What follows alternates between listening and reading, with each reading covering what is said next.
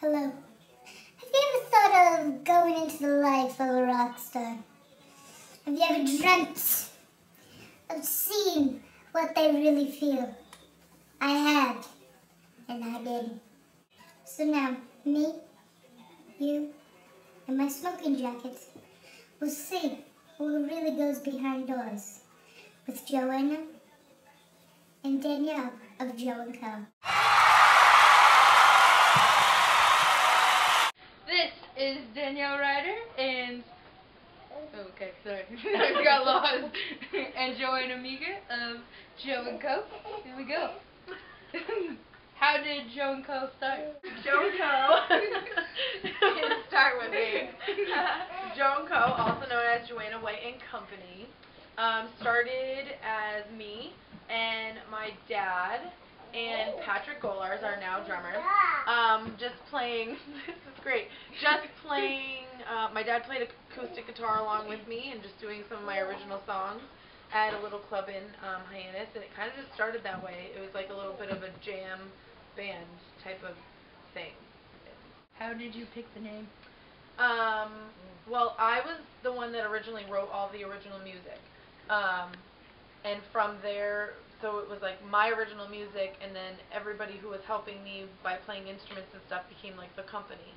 So one day, I think it wasn't one of us, somebody had called us Joanna White and Company, and then the nickname Joe & Co. came from that, and it just stuck. It was really catchy.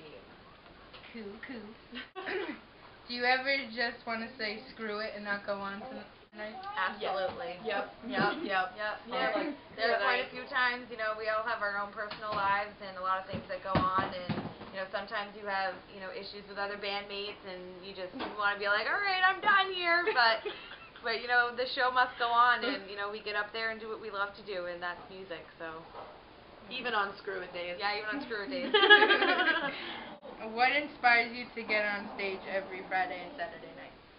My kid, Mason, Jay Owen, my family, my parents, people who have invested time and money and lots of love into Joe & Co.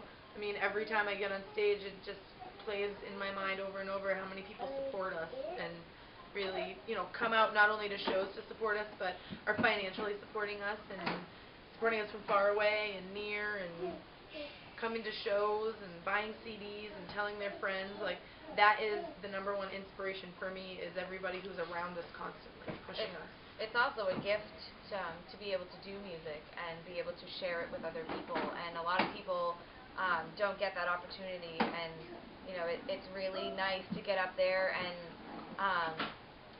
you know, just share what you have in, you know, in your body and your soul, and something that you were born with, and you know, something that you create together with people, and you share that with other people out in the audience, and you watch them, you know, smile and they laugh and they have a good time and they dance, and that's really what it's all about, is about our fans. What's the hardest part about writing a song? Just putting it all together. Yeah, really. as a group or individually. My hardest part is just finding time to do it, because for me it takes some alone time. I need to be alone and by myself and letting, you know, the inspiration flow. But as a group, I think it's just, I mean, besides time, it's really just the logistics of figuring out how to get everything together and who's writing what compromising part and who's writing. Like, obviously, more likely than not, we write the lyrics and then the guys write all their own parts. But it gets really hard sometimes, because getting it all together so that it clicks and it makes a song, that's where the magic happens. But it doesn't happen all the time. Sometimes you're just left with wasted time. Yep. Sometimes you fight about it, and you're like, no, I don't like what you're doing, and then you're like, I don't like what you're doing. We're not going on stage. And then we're like, we're not going on stage. Who or what inspires your songs? The songs that I've written are a lot of life experiences, from my husband to being poor, being really poor, to just everyday life and the way that you feel when you're, you know, performing music. A lot of our songs, you know, have a story to them. There's a reason why we're singing them, and then some of them are just, You know, like Fun. one of our good good times. You know, it's literally about having a good time with your friends. And Or the Banana Jam was Yeah. just a song Yeah. we picked out of nowhere. My dad was just doing this bass line, and we wrote this really stupid song about putting a banana on your head. You know, it was just and so it's much too fun. heavy. The banana is too heavy for me. But it was fun. That's what No it's one loves about. it. Like, yeah. no, it is fun. Sometimes it just works, and it's about nothing at all. But sometimes there are some really important life learning lessons that have happened, and they've turned into songs. What do you look for in songs that you want to cover? Well, What do we look for, or what do we all look for? Because it's different for each person, really. Like, a lot of times it's personal, like you have to personally like the song. You know, it's getting all of us, all 5 of us to, you know, decide on a song that we all really like the genre, we like the feel of it. It's something that, you know, our guitarist can put together, you know, Joanna can sing, I can pick something up vocally or on the keyboard, you know, a bass line that's not too hard but not too easy, you know, Plus, a good level of challenge for everyone to keep us on our toes and, you know, push us as musicians, but also be able to have fun and be able to do and put together really and well. to be popular enough that our fans are going to want to hear it. That's why we like to hear what other people want to hear, or what they're recommending and all that kind of stuff, because it puts into perspective right away what our fans want to hear from us, and then from there we can go through the list of things that our fans are requesting and find out what works, you know, what works for the band. Hi, Shayo. This is my son. This is Shayo. Danielle, do you ever just want to push Joanna off the stage and say it's my turn? Sometimes, yes. More and more so now than before. When we first started, you know, I was asked, I did some backup vocals, and I was asked to be a part of Joe & Co., and I was like, oh, I'm not really sure I want to do that, and, you know, then it grew on me, and now I'm kind of finding that there's like this, you know, there's this inner part of me that says, you know, I can do it too, I can be just like her, whatever, you know, and it'll come.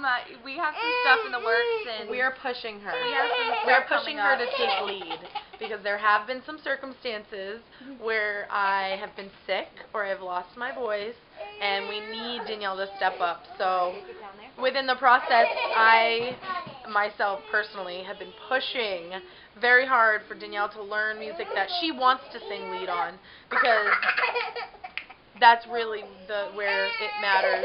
You know, we want her to sing something that she wants to sing, not just, you know, the songs that I'm already singing. I love this camera, by the way.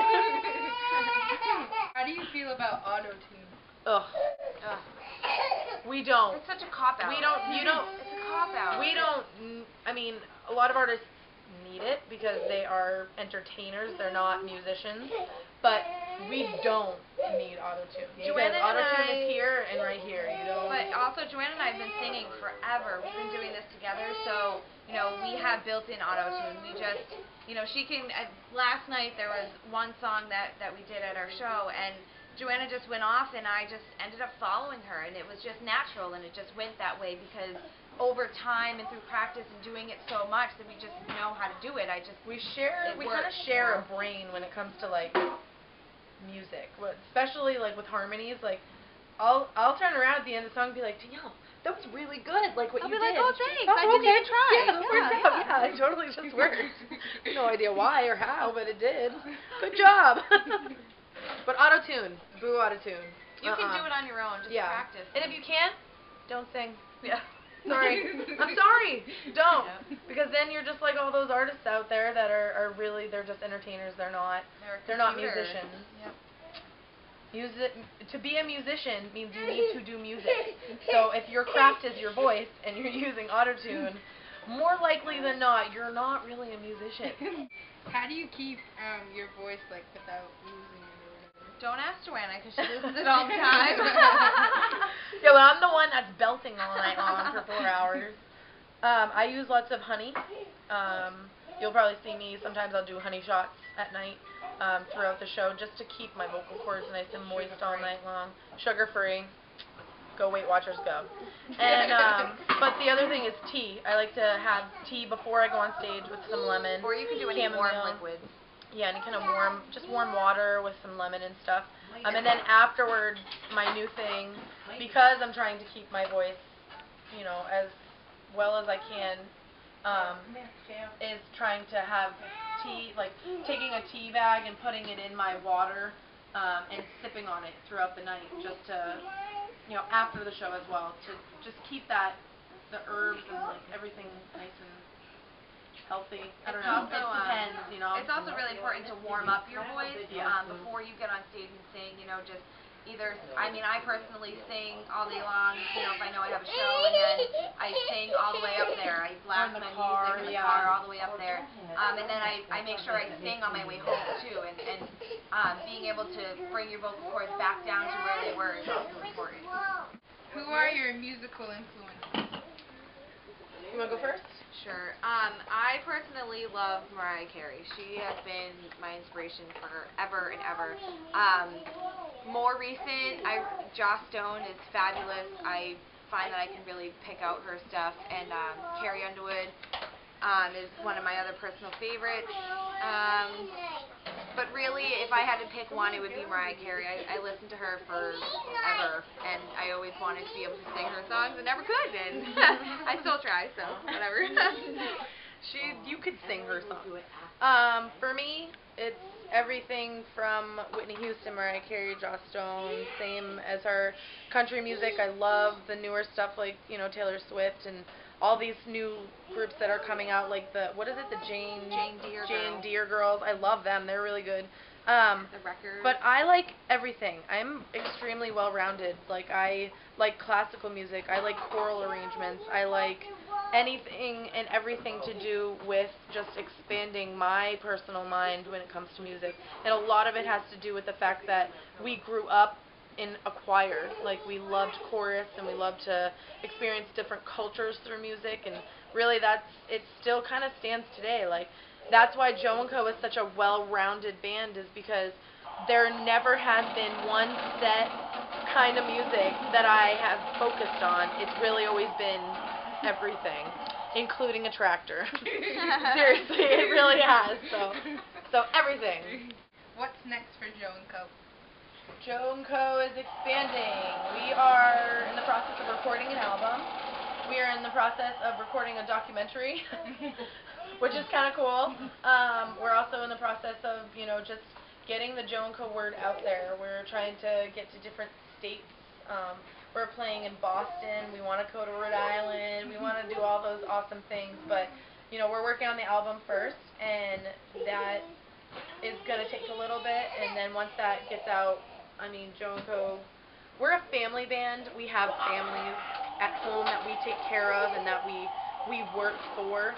So our heart is at home, but we are completely open to touring and all that kind of stuff, and, you know, making it a fun time for Joe & Co, but remembering that we're doing it for our family, like for our kids and stuff, because that's number one for every single one of us in the band. I mean, we all have kids, and my dad's in the band, so I am his kid, and I mean, obviously, I don't matter that much anymore, but, you know, we're all still, as much as I want Joe & Co to go crazy, awesome places, like, we're very grounded people, so we'll see what happens. We're going to do the album and see what happens. You never know. You never know. Have you ever thought about writing a song about me? Duh. Every day. You know, I wake up and I'm like, what can I do to give back to MJ Likes to Rant? It's coming. I think I'm going to have to write a theme song. I think it would have to be fun, like Banana Jam-ish. Yeah. Yep. MJ Likes to Rant. There we go. Yeah, right? There, Yeah. there it is. It's coming. You wait for it. Yeah. Yeah. Coming to YouTube soon. Thank you for a nice Thank you.